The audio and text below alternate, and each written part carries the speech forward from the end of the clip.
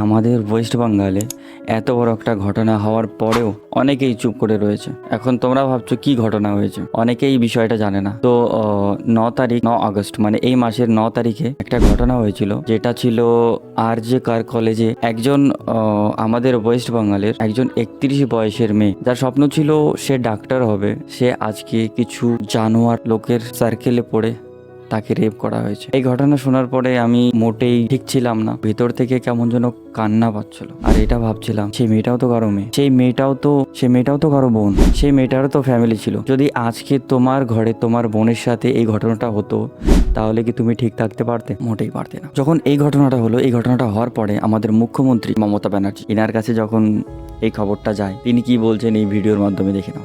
মেয়েটি তো আর ফিরে আসবে না, যা টাকা লাগবে আমি দেবো। হ্যাঁ, আমরা 10 লক্ষ টাকা তো দিতেই পারি পরিবারকে।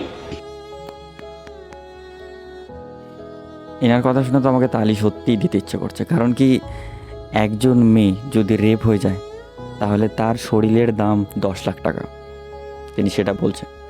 তো 10 লাখ টাকা শরীরের দাম।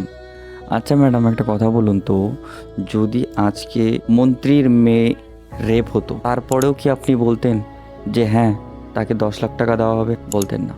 আর দ্বিতীয় কথা, আমার সব থেকে বড় যেটা হাসি পাচ্ছে, আজকে যেখানে রেপ হয়েছে সেই এলাকাটা তার কাস্টাডিতে পড়ে, পুলিশ প্রশাসন সব কিছু তার মধ্যে পড়ে, আর তারপরেও তিনি রাস্তায় নেমেছে পাবলিকদের সাথে জাস্টিস চাওয়ার জন্য। বাহ দিদি, বাহ दीदी वाह दीदी আজকে তিনি একজন এত বড় পদে থাকার পরে তিনি জাস্টিস কিভাবে যেতে পারেন? তিনি একটা পদে আছে, তার কাছে পাওয়ার আছে জাস্টিস চাওয়ার জন্য। কার কাছে চাইছে? তিনি একজন মন্ত্রী হয়ে কার কাছে চাইছে জাস্টিস?